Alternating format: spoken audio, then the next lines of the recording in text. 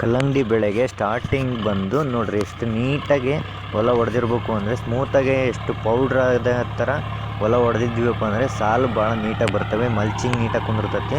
2 ಬೆಳೆ ತಕ್ಕೋಬೋದು. ಈ ಹೊಲಕ್ಕೆ ಬಂದು 4 ಲೋಡ್ ಸಗಣಿ ಗೊಬ್ಬರ ಹಾಕಿದ್ದೀವಿ. ನೆಕ್ಸ್ಟ್ ಇವಾಗ ಫರ್ಟಿಲೈಸರ್ ಹಾಕ್ತಾಯಿದ್ದೀವಿ. 1 ಎಕರೆಗೆ ಬಂದು 1 ಚೀಲ 10-26, 1 ಚೀಲ DAP, 10 kg ಮ್ಯಾಗ್ನೀಷಿಯಮ್, 10 kg ಮೈಕ್ರೋನ್ಯೂಟ್ರಿಯೆಂಟ್ಸ್ನ ಮಿಕ್ಸ್ ಮಾಡಿ ನಾವು ಬಿತ್ತುತ್ತಾ ಇದ್ದೀವಿ.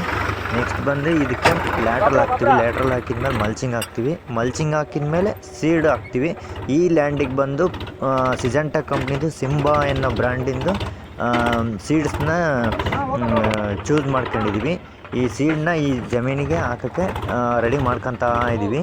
ನೆಕ್ಸ್ಟ್ ನಾಳೆ ವಿಡಿಯೋದಲ್ಲಿ ನಿಮಗೆ ಮಲ್ಚಿಂಗ್ ಹಾಕೋದು, ಲ್ಯಾಟ್ರಲ್ ಹಾಕೋದು ಬರುತ್ತೆ. ಅದಾದಮೇಲೆ ಸೀಡ್ಸ್ ಹಾಕೋದನ್ನ ಕಂಟಿನ್ಯೂ ಮಾಡ್ತೀನಿ.